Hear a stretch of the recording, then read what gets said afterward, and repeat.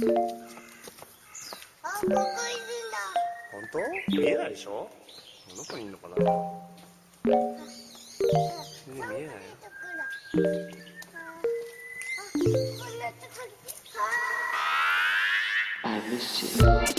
What's good, Internet? It is February 3rd, 2017, and you are listening to Waypoint Radio. We got through January. We did, somehow. Some fucking how. We got through January. The weather wasn't as bad as I thought it would be. Yeah. Other things were worse. Everything else in the world was terrible. But we have grins on our faces today, this Yes. morning, because Patrick was just telling us about a very dirty, deep, dirty subworld. It's a dirty talk jackpot Sam. Oh. Nice, good. Okay, so Sam's gonna laughing dirty. here. Sam's gonna give you the dirty talk before he gives you the jackpot. Oh, Huh? that sounds like a complete package. That sounds Sign us all up, I think. How are Maybe. you all Sounds like a doing? top daddy. This okay. Top daddies. Waypoint.vice.com Yes. for top daddies. If that's a The question you very have. hottest If you have a daddies. question like, hey, who is the toppest? Who is the toppest Yeah, daddy? That's a different thing. That's Think a about your different- we're gonna phrasing move there, on. Austin. We're gonna Yeah. move on. Tops and there's a distinction. There's a. How are you between doing, tops Danielle? and daddies. I'm doing great. I'm doing good. How about you, Patrick? I'm great. You know, I've recovered from my daddy snubbing at good. my place of employment, but I'm working through it. I'm doing some research. On daddies? You know, I don't want to spoil anything. Just a lot of things. All right. Just a lot of Patrick, things. yeah. I just, as always, one of the things I love about the job that we have is that we have to juggle a bunch of different things at one time, which is where, like, 2 weeks ago, we were doing, like, a ridiculous bit about whether or not hot dogs were sandwiches while I was editing a story about the Affordable Care Act. And, like, okay, well, that's weird. The same thing was happening, I think, last night, Patrick. We were in the middle of working on a story that is just Tonal whiplash. really heavy, and also debating daddy. Yeah. Daddy stuff. Daddy stuff was happening. That's hey So- man. That means we've built the site that we wanted to see, which is Right. that we can In the do world. both. Yep. Get That's you a website that you can do both. The Nintendo Switch of websites. Right. Well, let's hold off until we see how the Nintendo Switch actually turns out, okay? We don't want it to be we want it to be not only ambitious but successful. And we'll see. I just mean in terms of you can do both. in ambition, That's all. at least. Yes, Yeah, that's you can fair. do both. That's fair. I've actually done a lot this week in the world of gaming. I came in this morning, I was like, I don't have anything to fucking talk about.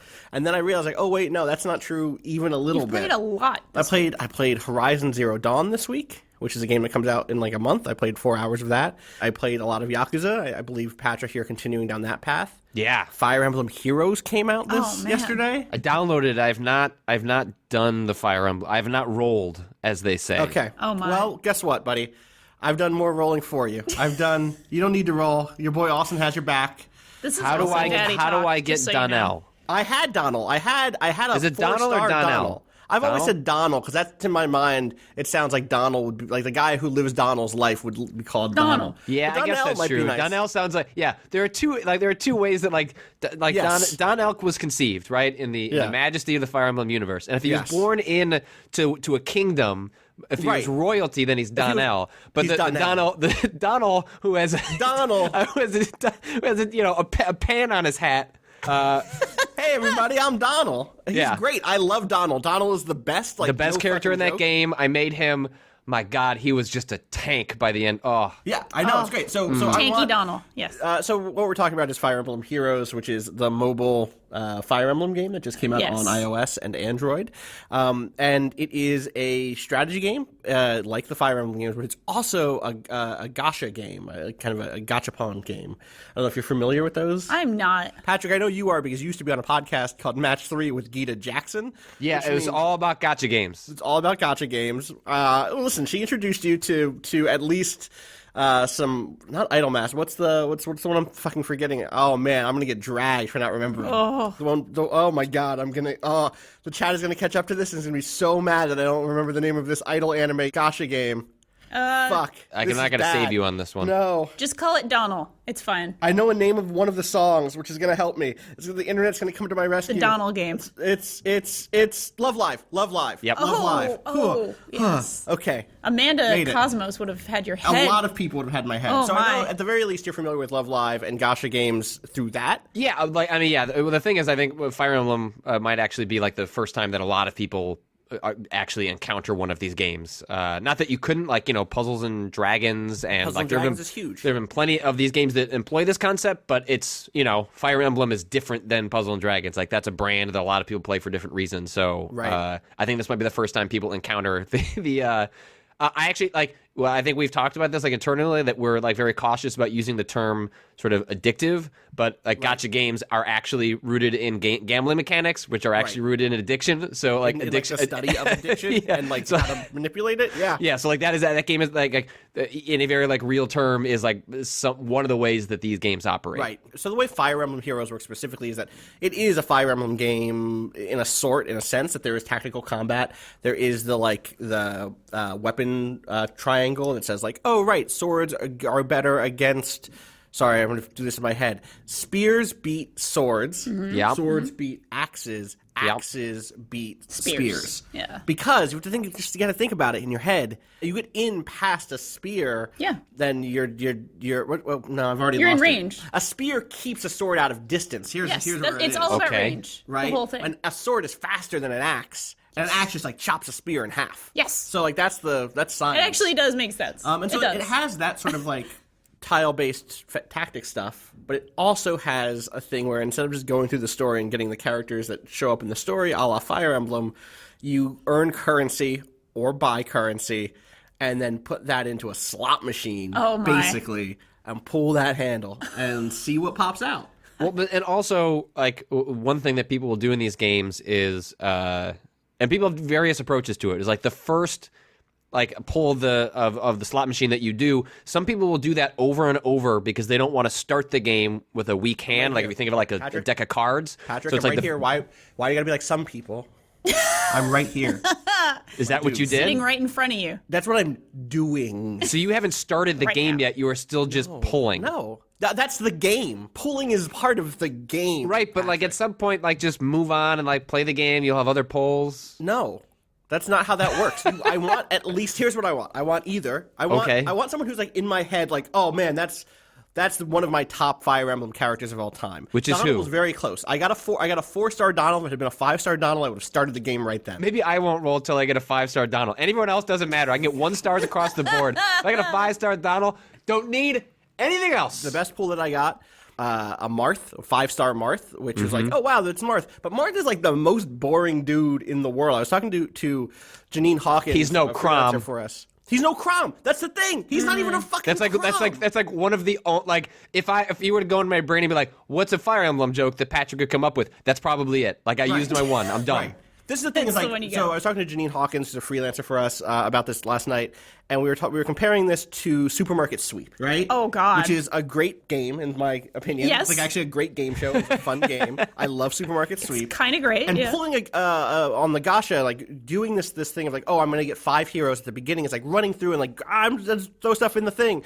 And then like at the end, you look and you're like, oh man, what did I get? And getting a 5-star Marth is like getting a really good box of minute rice. Okay. And it's like, yeah, cool. Thanks. Like, this is just, yeah, it's good. Like, rice is a good thing, but like, Put it in a lot of different recipes. he's just you so know? bland. So like, I'm gonna keep doing it. And to be clear, the way this happens, the way you re-roll isn't just you hit a button and like, oh no, give me different ones.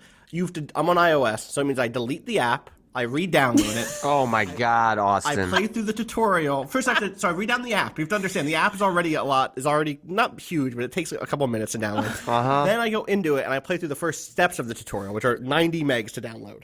Then, after that, there's another 400 megs to download. Oh my God. So, then I play through the rest of the tutorial, which I've gotten, let me tell you, very fucking good at, frankly.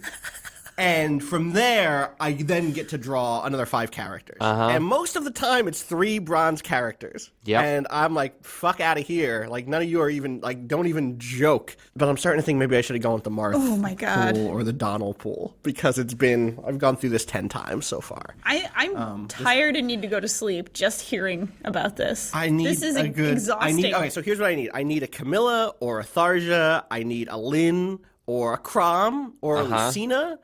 I would take what would I take? I would take a high-ranking Donald. I would take from, if you go back to like Path of Radiance, there are a lot of characters there that I would take, or Radiant Dawn. I would love a what the fuck's his name? Oh my god, he has green hair. He's like half spoilers. He's like not all human. He's half dragon. He's half dragon. Okay. He has a book. I forget what his name is. I want to say Goku. No, what is his name? There's an S. Sommelier. Sommelier. Sumner. Fort Sumner. Draken. Soren. Thank you, Foben. Soren. Like Soren Kierkegaard. That's how I always remember it. That's my. Yeah. I'm gonna put a lot of time into Fire Emblem Heroes, probably. Well, what is that time? Like deleting an app and re-downloading it. I'm not sure. Like qualify. I mean, it's technically time. I'm not sure that's putting time into the game. What I'm intimately familiar with now is knowing that it's really polished and that it feels good to move characters around. Because even though I've just done this tutorial a dozen times or whatever, it is nice to have the input that you have here, which is basically you click and drag a character to just do a kind of a quick action, like, oh, just go attack that person. Or you click on them where you kind of tap them once and then tap a spot and then tap an enemy or another like hero to heal them or give them a boost or whatever. And that is really like it feels good to do. And again, we talked about gambling, design, and addiction. But, like, it feels good to just move characters around. And that's a good sign. Yeah, I like moving characters around. So that's what I've been doing for the last 10 hours. What about you two? Yeah, I played a little of Yakuza 0. I don't have much to say about it, except that it continues to get weirder. I went to a competing... What are they called? Cabarets. Cabaret. In there, basically, we talked about this on Monday's podcast, right? Yeah. Where a lot of like older Japanese men go to have drinks with pretty ladies, and you meet this dude who is just like not wearing barely any clothes, and he just dances. Yeah, he's just dancing in the corner. He's dancing. I actually really like that scene. You're playing as a character in Majima who is not a Yakuza. He has a relationship with the Yakuza, I'll say, without getting too spoilery. And one of his jobs is like to go recruit other ladies to his hostess club, to his cabaret. And to do that, you have to like go in there and like find a way to make a deal happen. Scout it, yeah. Like you're there, like trying to pick up on like how things work and like what the weaknesses are of this cabaret that you can kind of exploit. And that's really cool because it just shows you like it's a really cool way of characterizing him and like getting inside of his head so that when like you're looking around that environment, like, okay, he's putting together shit based on his experience and knowledge. And that's just like not the sort of thing a lot of games just do in terms of showing you the interiority of a character. Also then like 20 minutes later, you're beating up a guy on a bridge. You're beating up people on a bridge because a guy wants to wear a fancy jacket and walk across a bridge and other people don't think he should walk across that bridge with that nice jacket on. Seems reasonable. It's a sacred bridge and needs a certain kind of jacket. There's also a pants stealer. There's a lot going on in Yakuza. Stealers. You should play Yakuza. I've been watching my girlfriend play it. Okay. And she's having a jolly time with it. She's having a really good time. But it's one of those things where it's like, I'm actually really having fun watching it because it feels like the kind of game that it's very much a spectator sport as well as, you can enjoy this world without necessarily being the one driving. Right. Yeah, it's one of those rare games that I don't know that you get a whole lot out of actually holding the controller. Sure. Like the mechanics are fine, the combat's fine, but a lot of what you're playing it for is sort of like the story and the spectacle and the weirdness. And so it actually like makes for a really good group game that you don't actually feel like, compared to like I'm playing, I played like the first 90 minutes of Nioh. Like that's not like that, like, or Dark Souls. Like I guess maybe there is some like enjoyment, but like I don't know if I would enjoy that. Like I would just want to be the person who's playing. Right. Whereas this is like so much of the joy is just like, what the fuck is going to happen next? Yeah. But you've been playing Nioh. Let's hear about that. I just started it this morning. Yesterday, Danielle looked at me and was like, she'd seen a headline that was like, Samurai, what was it? Like, Samurai Dark Souls. No, it wasn't even that. It was like Samurai Bloodborne. It was like Samurai Bloodborne, and I was like, that sounds cool. Yeah, and I was like, I like Bloodborne. Did you not know what this was? I didn't. I clearly didn't. I think I had mixed it up with Nioh and that's fair. Also because I think that is where I come completely from, reasonable. Nioh and Nioh, they're basically really the same close thing in terms of what you're saying. Yeah. Nioh. Great. Good. So what do you think of it so far in the first 90 minutes? I mean, it is so utterly blatant in the ways that it cribs from the Souls series. It is clearly doing it because it's just like, who gives a shit, man? Let's just do it. I mean, like even though the way that it's like some of the small like there's big stuff and small stuff. So like some of the big stuff is it has the equivalent of bonfires. And when you hit one of those, so I haven't hit what it calls a bonfire, the actual equivalent, which I believe is where a like samurai sword is around a bunch of flames. They're actually sort of like checkpoints before that are stations where you can pray, and you'll regain your health. It works equivalent to a bonfire, except that you can't actually sort of upgrade your equipment and things like that you can usually do at a bonfire in a Souls game. But it has the exact same mechanic of when you pray there and you get healed, well, all the enemies are back. It also does almost the exact same thing of having the in Bloodborne and in Dark Souls 2, where you can use items to refill your health, where the player will sort of like put their hand out and crush it in their hand, and it'll very quickly give you health. Like all of that, exactly like Dark Souls. It's also you're collecting. I don't know what they call them in this game yet. They're not souls, spirits? But they're souls, spirits, something like that. I don't know the exact terminology. But it's not that you're collecting it from enemies and the way it warps into you, even though that part is very much like Dark Souls. It's the fact that like you will find corpses that have like little souls that are shimmering in the same way that Dark Souls would hide that stuff around its environment. And so the game is shameless about that. But I don't think in a way that that's not putting you off?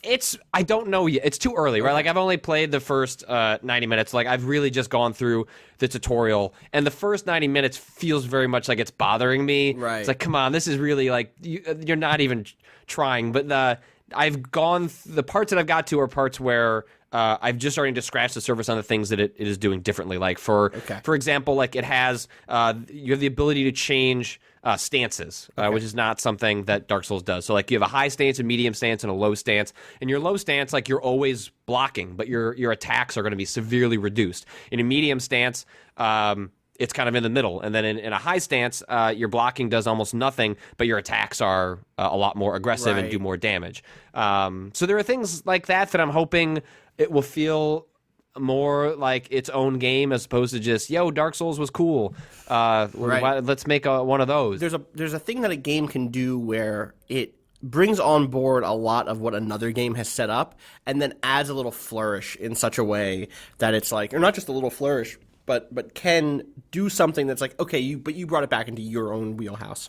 You figured out a thing here that elevates it, or that at least kind of, instead of making it feel like you're ripping off a specific other game, it suddenly feels like that other game established a genre that now is going to be there, and these are going to be the base conventions, and we're going to keep seeing other games do that stuff. And that's tough to do, that second thing. It's tough to convert from like, oh, we're just taking stuff from this game, but actually we're going to do it so well or with such flair that it basically helps to establish the entire genre. When I think about the open world 3D like GTA clone that eventually just became, it's an open world action game. I don't know that like Saints Row 1 was quite there. Like Saints Row 1 was just like, y'all are trying to make a GTA, but eventually a couple of those games hit in such a way that you kind of stopped saying like, open world quest givers that are around the map is just a GTA thing, and it started being an aspect of that entire genre. Yeah, I'm curious. Yeah, and that's just, I don't know what if Nioh achieves that yet. Like where, like I'm totally fine with it saying, look, here are conventions we're taking from, so that you're gonna, because the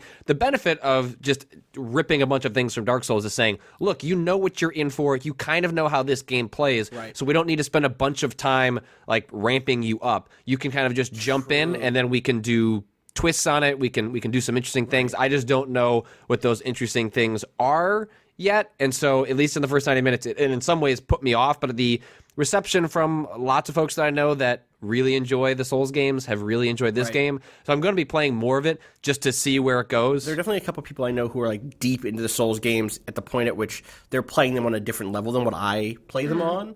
Like, I play them and I beat them and I try to beat every boss and I, level up. And then I move on. And then I move on. Or like play something else. I dip into the New Game Plus a little bit, or I'll check out the DLC or something. But I'm not, I tend not to like replay it 4 or 5 or 6 times. And I don't like level up a bunch of different weapons all the way and learn all the different move styles and get into the PvP. But there are people I know who are in that side of the community that during the betas for Nioh were like, oh wow, there's a lot of depth here that is not in the combat in Dark Souls, which isn't even a diss on Dark Souls. They love Dark Souls. but things that have to do with weapon priority or like the way that frames of animation get canceled out and all that stuff ended up being like, oh wow, yeah, if you're really into these games, like I bet there's room for a niche version of Dark Souls that actually is really like not just difficult but denser in terms of input that like a high-level player can have a lot of fun, like, getting super good at again, because they've already kind of mastered the Dark Souls basics. So I'm really curious. Yeah, like for example, like in Bloodborne, the mechanic that's really unique to it is that if you get hit by an enemy, if you attack back quickly, you can regain some measure of that health and encourages players to play aggressive. Right. In Nioh, they flip that. So you can't regain health, but there's a way of regaining stamina in the middle of attacking. So every time that you attack, there are these little kind of blue dots that appear around you. And then if you tap R1 while those blue dots are still around, I forget whatever they're calling it, but essentially like you can regain stamina in the middle of an attack so that you can kind of continue, or maybe you can exhaust yourself where like you normally you would use all your stamina up and then you would leave yourself open into an attack. But if you time sort of getting that stuff back in properly, then maybe you can dodge out of the way. Right. So it's a way of like, often in the Souls games, what they call being greedy is, going for 2 or 3 attacks when you should maybe go for 1. And often that's because you'll exhaust your stamina. It seems like Nioh allows for a play style that like you could be a little more aggressive if you're timing the other mechanics right and chaining them together in the correct ways. That's and so that stuff seems interesting. And there's also like there's a big emphasis on, at least so far, on ranged weapons. Like you have guns and bows and arrows that have multiple types of ammunition, and enemies have weak points. And so it seems like there is some stuff there that I'm only at the surface of figuring out, but that could potentially allow that game to forge a sort of combat identity that makes it feel sort of uniquely its own, even if it's using Dark Souls as a base. And I will give them credit. Like I was poking through a couple of interviews this morning about the game. Yeah. They're not running away from the comparison. No. Like they're very much saying yes. Like I guess this concept has been kicking around for the better part of a decade at Koei Tecmo, and then got traction once Team Ninja kind of came on to figure out whatever, but that Dark Souls was formative in finally crystallizing what it is and the kind of game they wanted to make. So, if they're upfront about saying we're using this as a base on purpose, I'm willing to forgive a lot of it. It's more shameless. Yeah, they're not saying like, "What are you talking about? It's not Dark Souls." They're not saying this is an established genre. They're like, "Yeah, no, this is a huge inspiration, and like, hopefully, we're making a good contribution to this thing." And that's cool. That's I interviewed one of the directors back at E3, and that was the impression I got, was very much like, okay, or maybe it was at PAX, I don't remember, but it was like very much the sort of like, they know what they're doing and they're being upfront about it, and he was even talking to me about like how the different Dark Souls games that had come out in the course of its development helped like shift his thoughts on things and helped the team. And the team went and played those games regularly just because they loved them. So like, good. I'm glad you're being upfront about that shit, because that wouldn't fly. Like I think a little bit about the Lords of the Fallen thing when that came out. I forget the name of that studio, but they weren't backing away from the Souls comparison, but there was a certain posture that they were taking that was like, and we're elevating it to the next level. That was like, I get it, you have to sell your fucking game, but like, it almost feels like games like this need to be word of mouth if they're going to be successful. Like the ones that are going to ape so much from an established genre and then or an established series, and then hope to level, like make things broader or find a new niche, need to rely on word of mouth and not like banging their chests. Yeah. You know? I agree. I have one question for you, Patrick. When I heard Bloodborne's the only Souls game that I actually got all the way through so far in life. And part of that was the world itself being fascinating and having that like really awesome gothic horror that turned into the whole eldritch horror thing. How is the world? Is the world interesting? Is the lore and the world and the sort of level design, is that all contributing to your enjoyment at all so far? It's still super early. I kind of just got to the tutorial and I'm in the opening area. But the general premise of the game is that like England was able to beat back Spain I'm not sure if they're drawing. I wasn't paying enough attention to the opening cinematic if they're actually drawing upon history or just saying like, oh, back in the 1600s, England and Spain would fight each other. But the idea is that like England was like able to covertly defeat Spain's like mass armada because they have access to these crystals, and England is hoarding them, and now you're traveling to North America in order to get more of them. So I think there's potential for like something really interesting to happen, but I don't have a good sense of whether that would be if that was part of the reason you played Bloodborne. I know that like I've talked to lots of people that like weren't necessarily on the up and up on Bloodborne's combat, but were so drawn in by the world and how evocative and weird it was that they kind of just found a way to get through it. I don't know if that's necessarily the case for Nioh yet, but right. I will hopefully play some hours this weekend and have a better sense of that on Monday. Speaking of stamina meters and stuff, are you still playing Punch Club? Yeah, of course. How's that going? I'm playing a lot of it. It's really fun. I'm finding that I'm playing it as I'm like on the way to the gym. Oh, sure. Often, and I started boxing again actually. Like some people listen to mixtapes, cool. And some people play Punch Club to get excited about boxing. How's boxing going? Oh, it's so good. Also, I've been doing a lot of Greco-Roman wrestling lately. All right, you have to break all this down because you've also been doing Brazilian Jiu-Jitsu. Yes. Well, that's the thing. I go to like an MMA gym. So wait, where are you? What are you speccing in? Are you just kind of being all arounder? Everything now. Everything right now. Can you break down your different specialties for us? I mean, I'm not at a point where I have any specialties yet. Like I'm a baby white belt. Okay, what about the different like classes and styles? Okay. So like, help me differentiate. I go to a straight up MMA gym where we do everything, and so we do grappling classes. We do gi and no gi. The gi is obviously it's a gi. You know what a gi is. Mm-hmm. Okay, cool. It's a special little suit you wear. That's like a guy from France, right? Gi. Yeah, gi.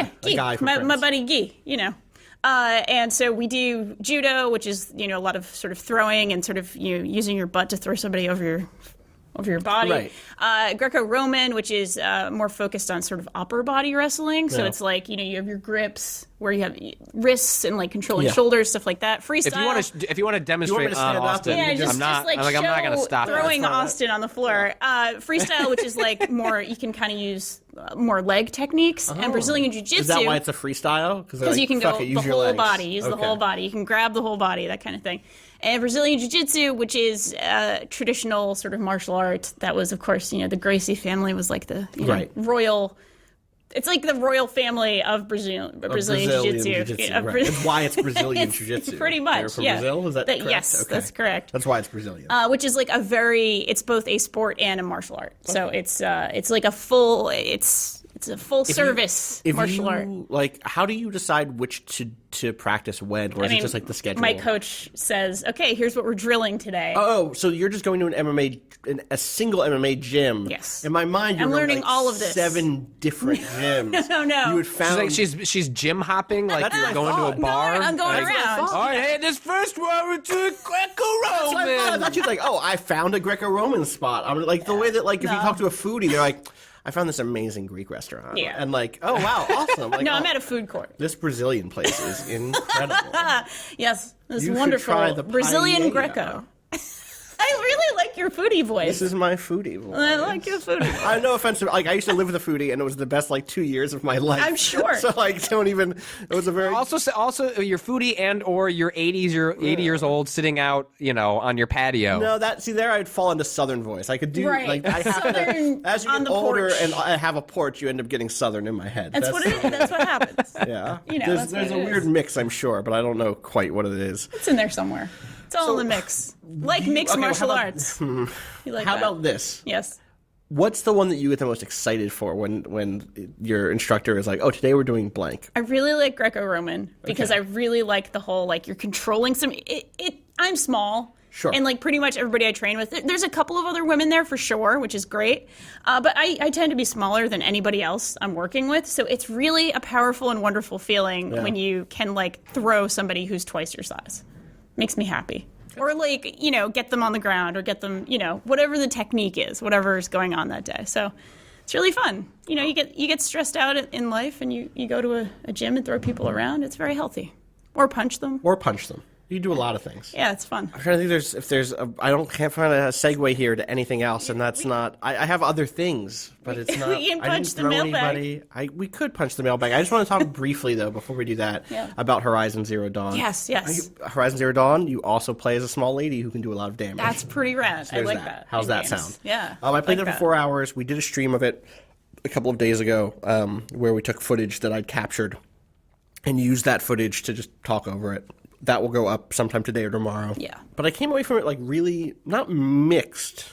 Like It seemed mixed. Yeah, I think maybe that's fair. Maybe that's fair. I put 4 hours into it, and I played the first 2 hours into the actual intro of the game, and then skipped like a middle section, not a middle section, but an early middle section, like kind of the end of the intro, like act, and then did like another 2 hours in just the open world, and my like takeaway is that like I think that game is the thing I thought it was, which can be a really good thing. It can be really not a bad thing, but it can be a little bit deflating of like, okay, is this thing going to surprise me in some way? And it didn't surprise me in terms of its structure in any way.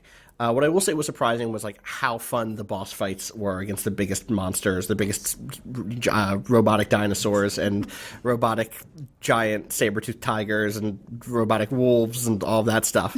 But the biggest disappointment for me, or not the disappointment, the thing that I'm very curious to see if it stays this way going into the actual game or in the kind of broader scope of the final game is whether or not there is any humor in that game, whether or not there's any personality in that game, or if it's always going to be, and you used this term the other day, stoic. Like it takes itself very seriously, and it has really interesting lore, so I wanted to take the lore seriously. I wanted to like really be interested in what happened to that world and what the different factions are and why the different cultures are different. But I want the characters to be like people I want to hear talk. Yeah. You know, and right now you live in a world of robot dinosaurs. Act like it. Act like it. Exactly. Just a little bit, please. Give me a little Sam Neill face. Be impressed by what's in front of you. That's the thing. Like, you think about something like Jurassic Park, where like on its face, there's a version of that story that is probably really dry and boring. That is about the science and is like a story about dinosaurs getting loose. I almost said monsters, which fair, basically getting loose and then killing people, and like is a thriller, right? And like a straight thriller. But like there are lots of ways in which that story, Jurassic Park, both as a novel and as a film, like inject humor and inject personality. That like, oh wow, these different characters really do feel like people I want to see what they're going to do next, just because I'm enjoying my time spent with them. And that had not been the case with Horizon quite yet. I like Aloy. I think that she has like fire in her. There's some interesting things there with her. Like she's a bit of an outcast. She's literally an outcast at the start of the game, and then becomes more integrated in society. Again, I'm not going to give specifics away there, but like she kind of resents that fact in some ways, where she's like, there's a way to play that Aloy where and you have some choices, Mass Effect style or like BioWare style, of like, which part of the wheel do you want to go to? Do you want to be compassionate or do you want to be a dick? Yeah. Or it's a little bit better than that. It's like, do you want to solve this thoughtfully, aggressively, or like compassionately, you know, charismatically? And I like that I could play a version of her that's like, man, fuck it. Like, y'all didn't want me when I was just like some kid out in the woods. Like, you wouldn't talk. You literally wouldn't. It was literally illegal for you to talk to me. Wow. And I like being able to play the version of her who's bitter versus the version of her who's like deeply compassionate. And I think that there could be some work with her that goes really well. But I just wanted something that's like a little more playful right now, especially coming up against Breath of the Wild, which is also coming out soon after that. So, which, who knows, that could also end up being self-serious, but it's goofy in its visual design in a way that helps. Whimsical and whimsical light. is, again, a great word. Yeah. So again, you can check out footage of that on the site. And then I also played an hour of, speaking of games that take themselves very seriously, Ghost Recon Tom Clancy's. Please. Ghost Recon Wildlands. Cocaine Mountain. That part is right. Unofficial subtitle. You only know that part if you pour the cocaine on the game box, and then it shows up. It's like a hidden text. Yeah. And I think I'm going to try to stream some of that this weekend on the PS4 beta. Patrick, I have an extra code if you want to play that with us. Is it just multiplayer stuff? I presume that's what they're testing right now? No, that's that game. It's the first. Oh. It's the opening of that game. Straight up, from the opening credits, you're put into one of like the 19 districts. That game is I still don't really know what that game is. Like, I've played Mercenaries? A little bit. One or two? It's like that. Where like it's an open world game, and like it's a lot like Mercenaries, which is a game that I liked a lot when I was in college. In which you have like a big target, you got like one big target, and then below that person is four slightly bigger or slightly smaller targets. I'll be the person. You're the person. Well, no, because I need a person up here, Danielle. And then there's like a bunch of other little targets under them. So it's like there's a boss, then there's like a big boss, and a boss under them, and then a bunch of smaller bosses, and then a bunch of smaller bosses. So, like, is there a system at all, sort of like Shadow of Mordor, like, or you're just kind of slowly working your way up through the chain? You're just my suspicion is, and I'm not that far into this demo, is that you can go after each of the tiniest bosses, which will eventually open up the middle boss, or like the kind of like the faction boss. And each of those, in similar games, in games like Mercenaries and Crackdown, those other bosses gave something to that like mid-sized boss. Like, oh, if this guy is the one who controls all of the ammunition, or like she's the one who has all of the armor, and like if you take them out in those past games, that's what would happen. And it feels like that in the sense of just like, okay, your mission here is to go recover this dude who's been kidnapped, go shoot your way in or stealth your way in, or steal a jeep that is one of the enemy's jeeps and drive through the front gates because they recognize you as being part of that faction. And I don't know how I didn't think about Mercenaries in regards to this game. Just Cause does some of that stuff too, in terms of like building faction reputation and calling in airdrops from rebels. So there's definitely a Just Cause vibe there too. Well, but also like Ghost Recon has taken itself super seriously. That's the problem. And like, you know, like Mercenaries, Just Cause, like the game Crackdown, the games you compare it to like have like a deep sense of humor and playfulness to them. Whereas like I think they're putting out like a serious documentary series alongside this game that like looks into the drug trade. So like that stuff gives me pause on like the playfulness of a game that is like you should be taking seriously what's happening in the drug trade, and then also like, haha, this big explosion, isn't that crazy? Do it with your friends. Yes, exactly. So yeah, that's the thing, is like it's a 4-player co-op game, but even in single player, you're a squad of 4. You have 3 dudes who follow you around all the time. Even if you get on a motorcycle and like drive really far away by yourself, and then you get off the motorcycle, they all spawn in like you're a JRPG party, and you've all just like gone into one person. It's really good.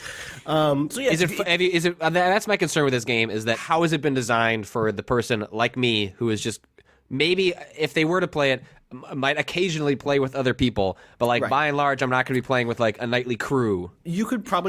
I haven't gotten into a gunfight yet that's been difficult for me to play by myself. But you have those AI partners, and you can do things like mark targets, and then like, all right, we're going to synchronize shots. Hold down the X button, and then when the bar fills up, we'll both shoot at the same time. Oh, that's pretty cool. That stuff like that is pretty cool. It's you know, it also feels a little bit like a Far Cry in that you're using a drone to like mark targets and look at bases. I don't know why there are people dancing on the floor above us. That's happening. Going on. That's happening right now. So yeah, there's that happened. I'm curious to see that. I'm going to try to play with some people this weekend and some more by myself. When is that out? Is that out like in the next month and a half? That's too? Also, yeah, it's March 8th or something. That's what I'm saying. Like, it's a very busy couple of weeks coming up. But to speak to your point about it being very serious, I hope you're ready to kill a bunch of brown people in Bolivia, because it's also just like, it's Bolivia, like it's not like fictional South American country. It's like, Bolivia. That's the stuff. Like that's what makes me think. I don't know. Well, yeah, I mean, I don't mind that it's set there. I just like, if it's gonna be like a playful game of like the inventiveness and the creative ways you can kill people. It's like there's a reason that you set stuff like that in more like in like alternate countries and like playful universes that have a sense of humor, that like you can get away with things that feel just a little weirder when it's like, oh yeah, like lots of people are just straight up dying because of an awful drug trade in Bolivia. That's a thing that happens in the world, right? Or have a goddamn point, right? You know, like one or the other. Like say something, and it immediately and be thoughtful. It's immediately doing the like both sides. Oh thing. God! So but it might not all the way through. So like you are building a relationship with local rebels who are like populist, leftist, Marxist rebels. Okay. Like you land and you meet a guy who's like, listen, we found our like philosopher king. Like we found the guy who's like the guy who understands the philosophy of the left in Bolivia. You need to go rescue him because he's been kidnapped.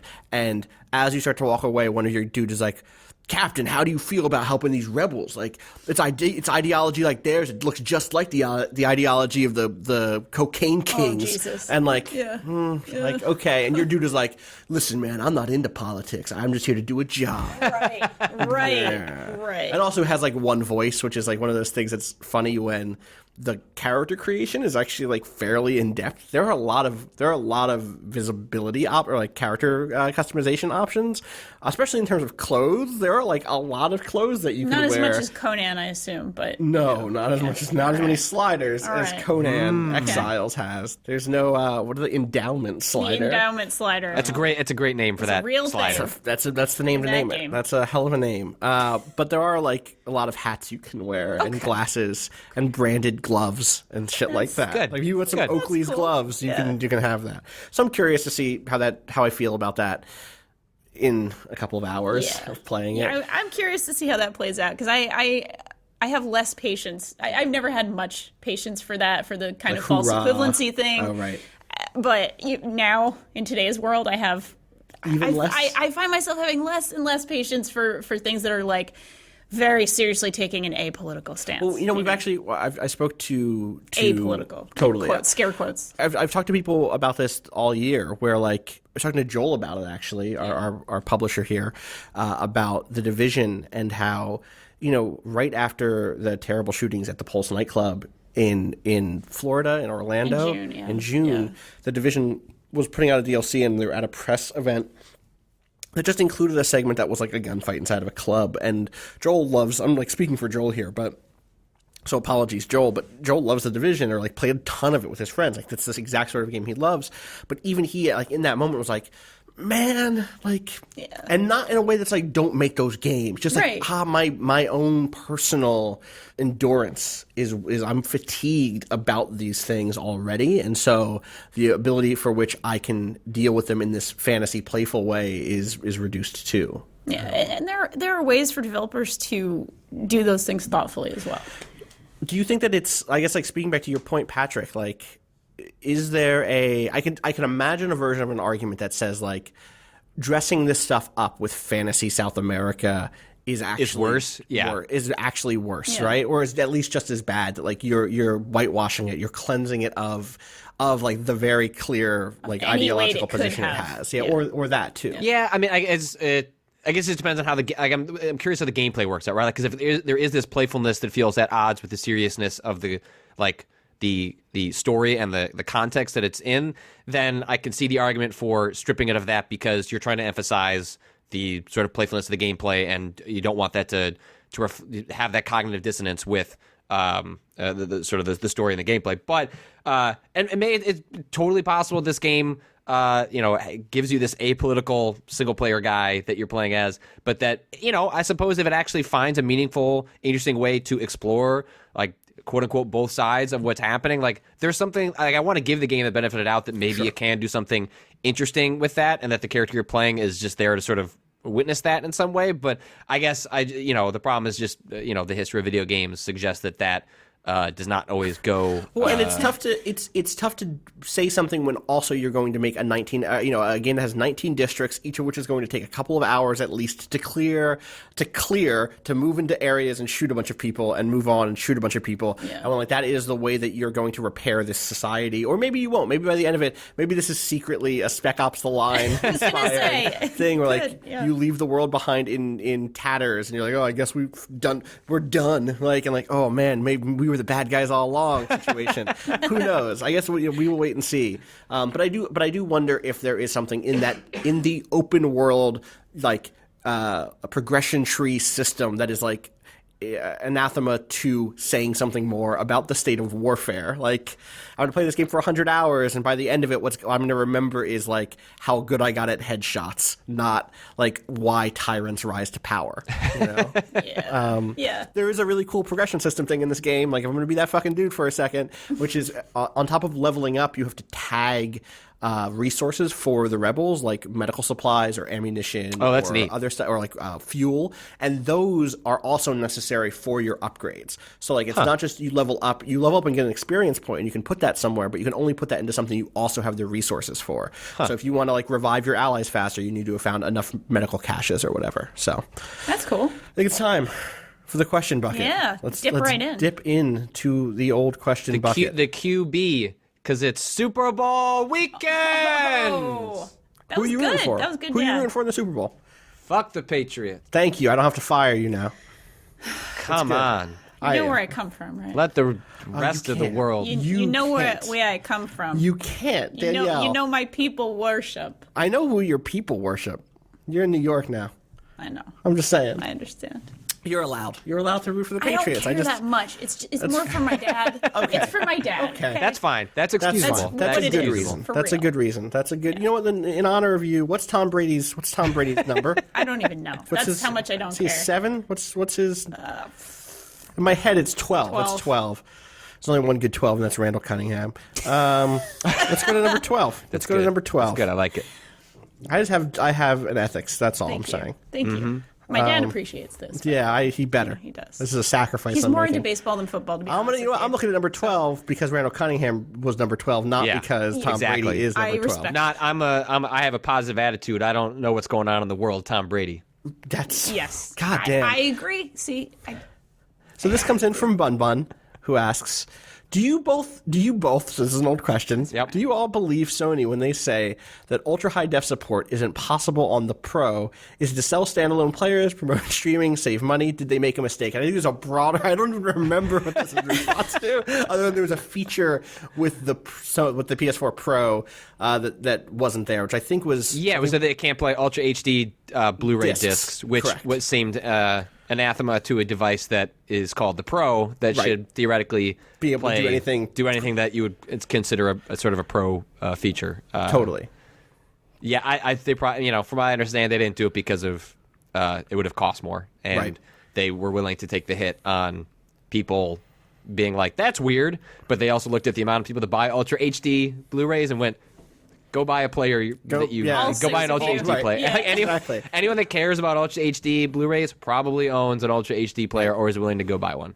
Though I will, so I will say the broader version of this question is: do you believe platform holders or companies in general in the games industry when they say like, "Oh no, we can't do that"? Like, what goes into the thinking when they decide not to do something like that? I mean, I think it's looking at those metrics. I think the problem with Sony was that they didn't, specifically with the Ultra HD stuff, didn't have like a great response. Like there should have been like a better messaged explanation for stuff. Or I think it sucks to see stuff like that and know like, we know the reason you didn't do it. Just say the reason you didn't do it was because people, not enough people were buying this stuff. But yeah, I mean, it's all sort of metrics to hit certain sort of like costs and things like that. And we'll. Like we saw that with, the Nintendo Switch. If they delayed that machine 6 months, they could have had a more powerful machine, but they need to get it out by March. And we'll see that with the Scorpio, whenever that gets unveiled later this year in terms of like, the different, what's different about consoles versus, a PC is that, you're trying to hit these cost measures that, at some point you've got to make the cut somewhere. Yeah.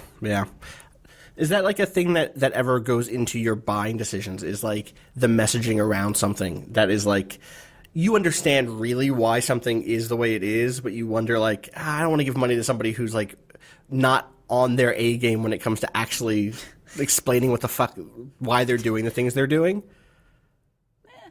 No, like if they, I don't say it because that seems to be the case for a lot of people who. I think that's a lot of people that want to say things on Twitter and message boards, but then their buying habits do not match up with the things that they say. The things that they say on NeoGAF and Reddit and Twitter. That's fair. So let's go. Let's do one more really quick. This one comes in from Athens, Georgia. I was looking up what Matt Ryan's number was. It's 2. It's 2, and I wanted to do that because like okay, give Tom Brady a chance. Let's give Matt Ryan a chance to ask a question also. I don't know about this false equivalency. You're right. Well, got to hear both football sides. Got to hear what the Falcons and the Patriots say. I know that, like me, Austin is a huge fan of mecha and giant robots. I was wondering what games you've run across that really capture the essence of this genre.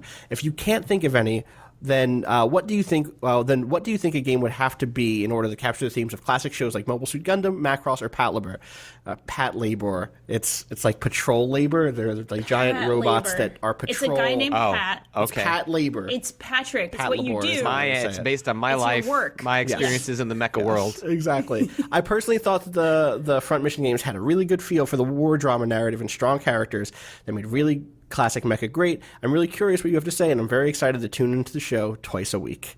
With love and Minovsky Particles, Lucas from Athens, Georgia. Minovsky Particles are why no one uses missiles in the Gundam universe. It's why people use robots, giant robots, because Minovsky Particles prevent nuclear weapons from being used.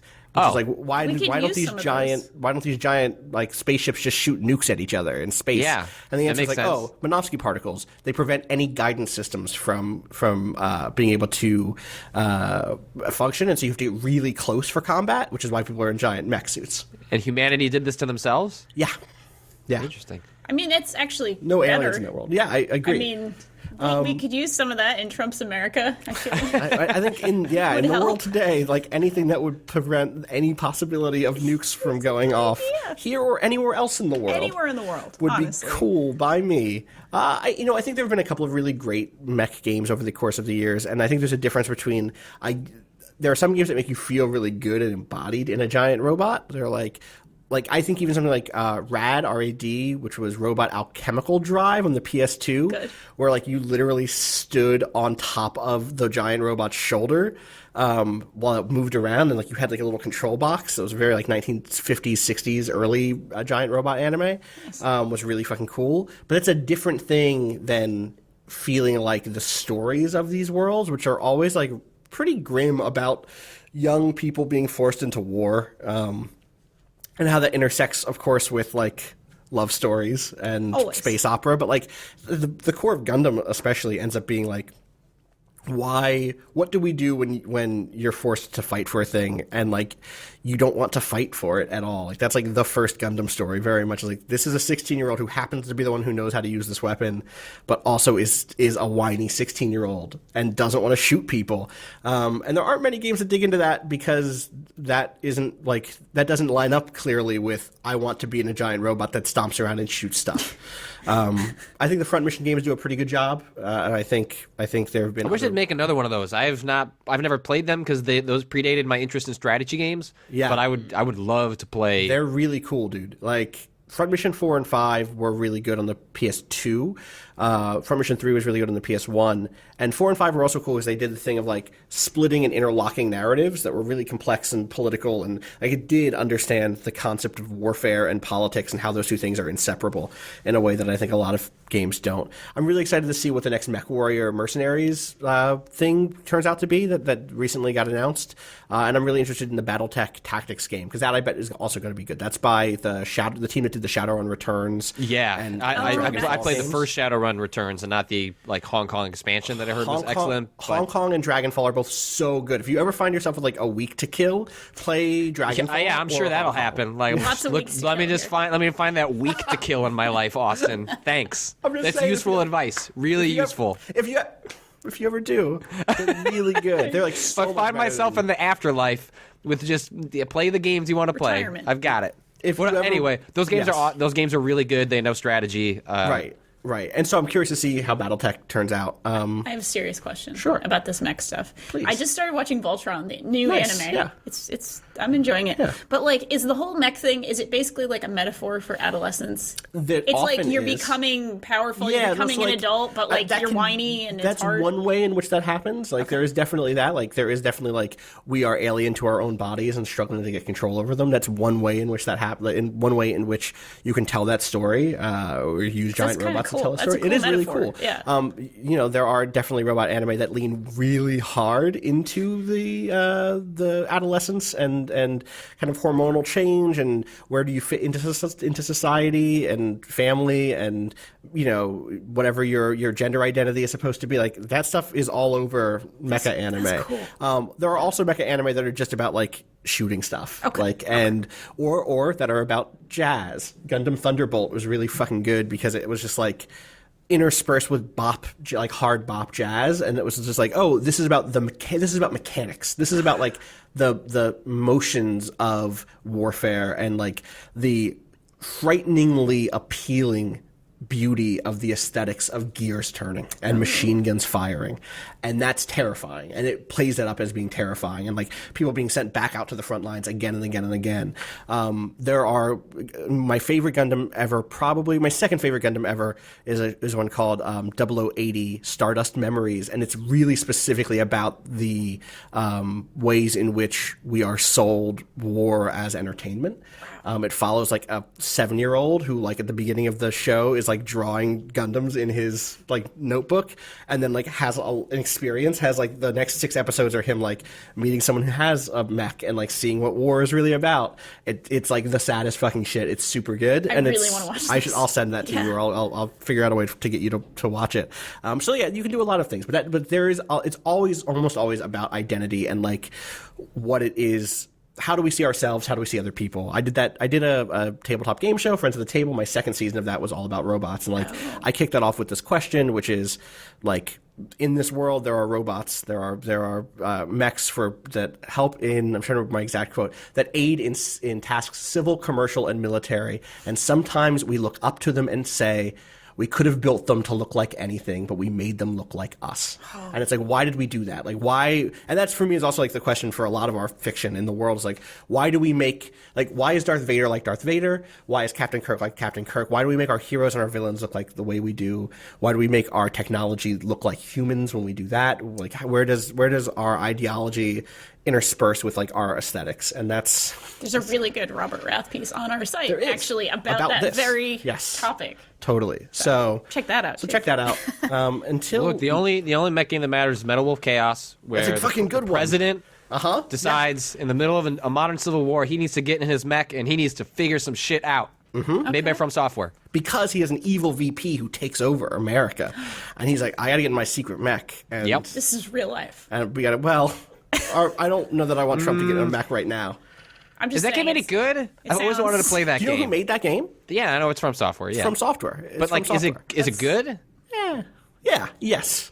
It has style. I've always wanted to play it because the premise is the best. It's a fucking killer premise, and it's really funny and goofy, and like it has a lot of character. So it's worth playing if you ever get a chance. Well, if you ever get a week. It makes sense that you like it, you know. Yeah. Maybe I'll hate it because it's the director of Dark Souls 2, so, you know. Thanks. Also mech games, Bangai-O. Bangai-O is a great mech game. That is a great I like game. the Armored Core games a lot.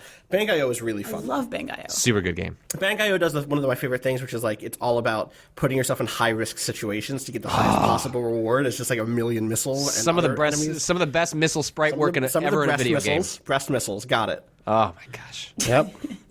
Patrick, good weapon. Danielle, breast missiles. Thank you for joining us this week. If you have a question, you can send that in to gaming@vice.com. We'll add that to the bucket. You just use the subject question, and I'll know to do that. Next week, we will be back with some more good stuff. I don't know what I'm going to do this weekend, but I'll probably play some video games. Some Wildlands. I'll try to play some more Wildlands. I'll play some more some mech games. Play some mech games. I would love to play some mech games. In that free week. I'll play some more mech games. You can find me on Twitter at Austin_Walker. You can find Patrick Klepek at Patrick_Klepek? No, just Patrick Klepek. No underscore. Is there a guy that does that? You got in there early, huh? If there is, you should... Patrick, you need to take that right now so that no one... I guess you're verified now, so no one... Page doesn't exist. All right, well, you should register that. Okay, I'm on it. Danielle, where can people find you on Twitter? Find me, Danielle R.I. That's easy. Yeah. You can find Waypoint on Twitter at twitter.com/Waypoint, on Facebook at facebook.com/WaypointVice, youtube.com/WaypointVice, all over the internet at Waypoint Vice or at Waypoint. Just check. Just look for us. Waypoint.vice.com. Waypoint.vice.com, bazinga.zone, waypoint.zone. new.dunk.city. And digitalpyramids.com, you already know what it is. Patrick, you look anxious, like you're trying to say something right now. No, I'm just Okay. I'm thinking through all the URLs. We have so many URLs. I think someone else set another one up, but I couldn't see what it was. They sent it to me on Twitter, and Twitter just like shrunk it.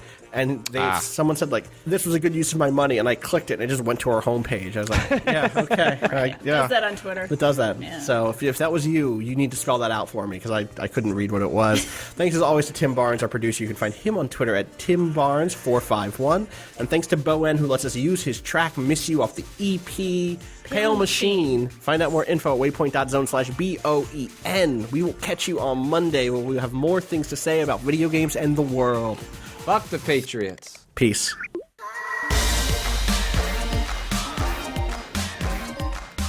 I'm going to read you a description of a Stardew Valley mod. I just sent an email to the mod creator. Well, this is going on the internet. Do you want to? It's fine. I'm not worried about it. Like, I'm not worried if someone's stealing my random mod creator from a Nexus Mods story idea, but feel free to. The mod is called Dirty Talk Jackpot Sam, which I assume Jackpot Sam is a character from the game. I didn't play enough of it to meet all of the suitors. The mod is called is for Stardew Valley. It's called Dirty Talk Jackpot Sam. Dirty Talk Jackpot Sam. Yep. Not safe for work. I had to go into Nexus Mods and turn on my ability to look at adult-oriented content. Oh my. It says, if you're married to Sam, this upgrade will cause him to give you a valuable gift almost every day, which is not actually a euphemism. He actually will give you an iridium bar, gold bar, battery pack, or magma You guys can't see it because the camera's far, but I'm winking. I'm winking at you. That was a wink. Wink. Well, so yeah, Sam's going to give you his iridium bar, if you know what I mean. Anyway, so this mod says... Iridium bar. This mod says, Sam will also talk dirty to you, very dirty, not for kids... Like, seriously, which is that's not the part that caught my eye. No? No. Oh, my. The part of this that caught my eye that said, this is this character that I've written is, quote, basically a copy of my own husband. Aw, that's really cute and good. That's really cute and good, That's actually. adorable. That's why I sent a note to the woman that put this together. Or man, I guess. I probably should. I guess I should who assume. knows? But that's the part that was like, that's really cute and interesting and funny. I would like to talk to you about why you did that. Also, P.S. This upgrade goes very well with the Horny Bachelor's upgrade. Oh, good. It's good to have compatibility. Yeah, of all sorts. It's important. All sorts of You've got to get your iridium bars compatible. I with guess I shouldn't be shocked that there is like a deep visual novel horny world to Stardew Valley. That like makes a lot of sense. There's always a deep, horny subworld to everything. You're correct. I mean, we went I know this deep won't be into part that of the. I know this won't be part of the episode, but I really want to call it deep, horny subworld. I feel like that. I think that's a good.